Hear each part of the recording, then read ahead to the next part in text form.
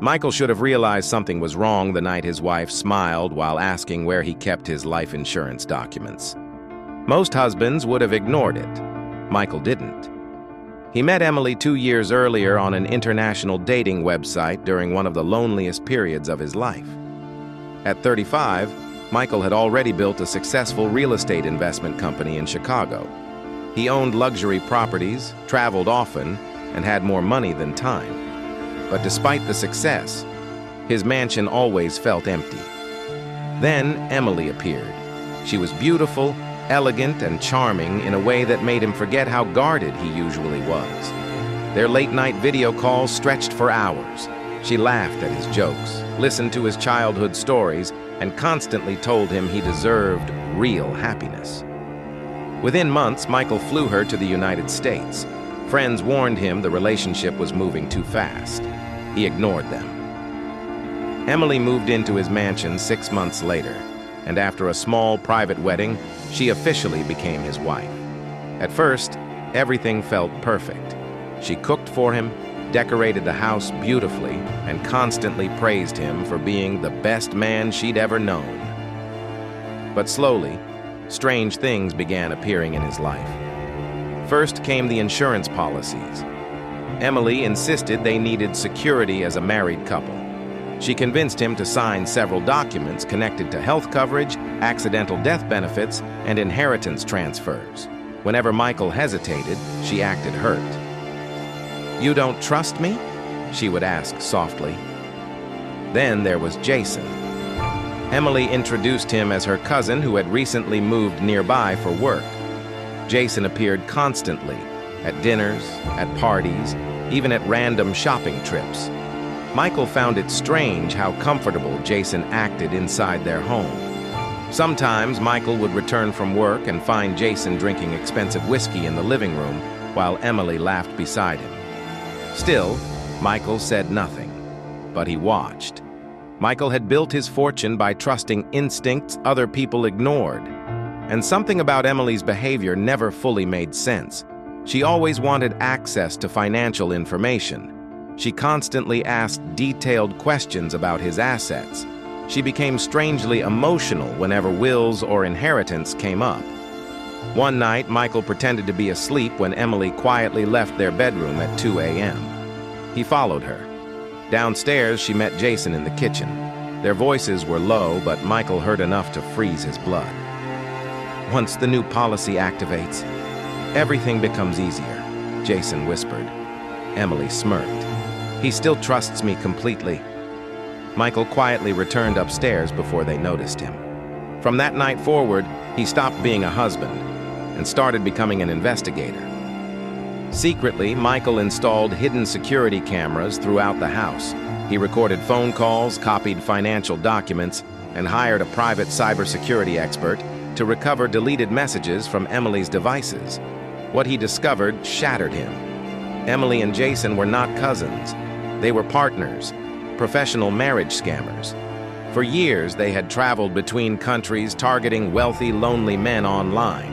Emily would seduce them, marry them quickly, manipulate insurance and inheritance documents, then stage accidents after securing financial control. Some victims lost everything. 2 had died under suspicious circumstances. Michael sat alone in his office at 3 a.m., staring at the evidence while his hands trembled with rage. Every kiss, every compliment, every "I love you" had been part of a calculated performance.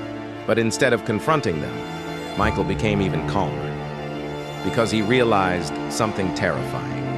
Emily believed her plan was almost complete, and that made her dangerous. Over the next several weeks, Michael played the role of the loving husband perfectly. He signed harmless documents, smiled during dinners, and pretended not to notice Emily secretly checking his medications or Jason constantly lurking nearby. Meanwhile, Michael worked with federal investigators behind the scenes.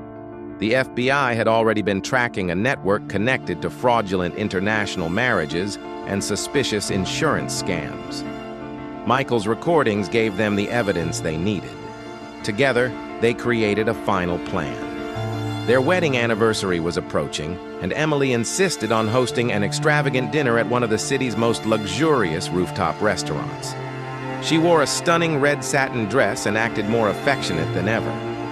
Michael noticed how nervous Jason seemed that evening. Halfway through dinner, Emily slid a folder across the table. "I think it's finally time we update the inheritance paperwork," she said sweetly. Michael smiled calmly. "Of course." Emily relaxed instantly. She thought she had won. The rooftop glittered with city lights while musicians played softly nearby. Wealthy guests laughed around them, unaware that federal agents were already surrounding the building below. Then Emily reached for Michael's wine glass. Michael didn't touch it. Instead, he leaned back in his chair and quietly asked, "Did you poison this one too?" The color drained from Emily's face. Jason stood suddenly from another table nearby, panic flashing across his eyes. Within seconds, federal agents stormed the rooftop. Guests screamed. Glasses shattered.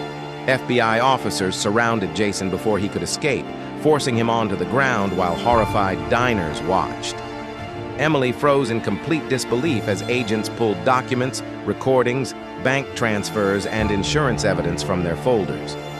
"You're under arrest for conspiracy, fraud, attempted murder, and financial crimes," one agent announced. Emily turned toward Michael desperately. Tears filled her eyes for the first time since he met her. "Michael, please, listen to me." But Michael simply stared at her silently, because the woman he loved had never truly existed. As agents handcuffed Emily in front of the entire restaurant, whispers spread across the rooftop. Guests pulled out phones. Some recorded everything. Jason shouted angrily while being dragged away. Emily completely collapsed emotionally once she realized the millions she expected to inherit were never coming. Michael had protected his assets months earlier. The inheritance documents she obsessed over were worthless. The poisoned wine glass sat untouched on the table between them as flashing police lights illuminated the rooftop. For the first time in months, Michael finally felt the crushing weight leave his chest. Not because he got revenge, but because he survived people who entered his life pretending to love him while secretly planning his death. And as Emily disappeared into the elevator surrounded by federal agents, Michael looked out across the city skyline and realized something painful. Sometimes the most dangerous betrayal comes wrapped in affection, smiles, and promises of forever. Have you ever experienced a betrayal like this? Let me know in the comments. And if you enjoy dark stories of revenge, secrets, and shocking twists, subscribe to Absira Tales. Another unbelievable story is coming next.